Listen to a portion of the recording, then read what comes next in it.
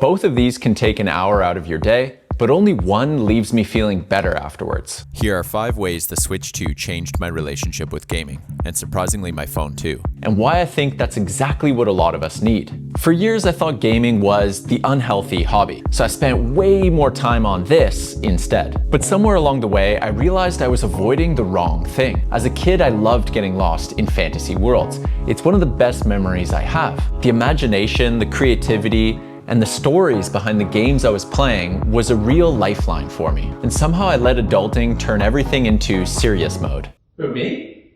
Until recently.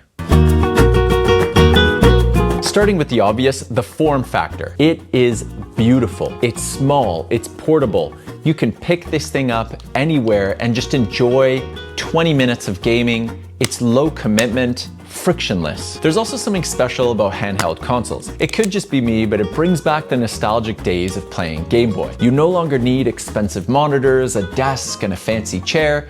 You can just relax wherever your heart desires and get lost in this little portal that brings you into these imaginative worlds. Secondly is the games. Nintendo has managed a way to walk the fine line between creating beautiful, immersive games but that are not using gambling and psychology mechanics to keep you glued for the next 12 hours, the way a lot of mainstream multiplayer online games are doing today. I really do like that the vibe is a little more chill and adventurous and less about whipping your controller at the screen. The third element is gaming to replace doomscrolling. We all know that feeling of doomscrolling where you're just going through several videos and it acts like a time vacuum and you don't know if it's been 2 minutes or 2 hours. With the Switch 2, you're committing to one game, one world, and one story, which requires patience and discipline. And you have to work through challenges and actually use your brain. In that way, I find it a lot easier to gauge my time and I'm aware of how long I've been gaming. And I know I'm stating the obvious, but gaming is obviously a lot more interactive. When we're on our phones, we're just passively scrolling, whereas when you're in your game, you're immersed and you're taking part in a story. And that feels good. I'm no scientist here, but playing on the Switch 2 for an hour leaves me feeling 100 times in a better mood than doom scrolling on my phone.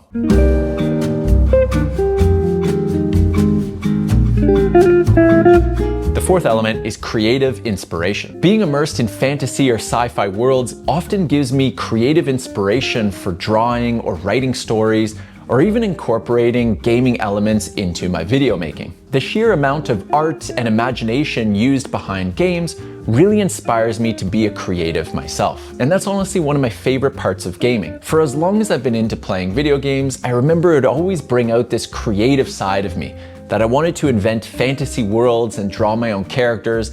And even when I wasn't gaming, I was thinking about cool things I wanted to create that was inspired by the games I was playing. That creative inspiration and imagination is really hard to get these days, and gaming delivers very well. The fifth element is balance is key. I don't know if Nintendo's aware of this, but they created the perfect balanced lifestyle console. Because it's so frictionless and easy to pick up and enjoy a 30-minute session, you no longer need that dedicated 4 hours. So now I feel like I can really get back to the productive things in my day, go exercise and work out, work on my job, do other errands, and I know that later, even if I have just 20 minutes to sit on the couch, I can really get immersed in a story that I'm enjoying. And honestly, I'm all here for it. I really miss those Game Boy and Nintendo 64 days. And don't hesitate to share some of your favorite Switch 2 games in the comments. I'm always looking for cool stories to dive into. As always, thanks for watching.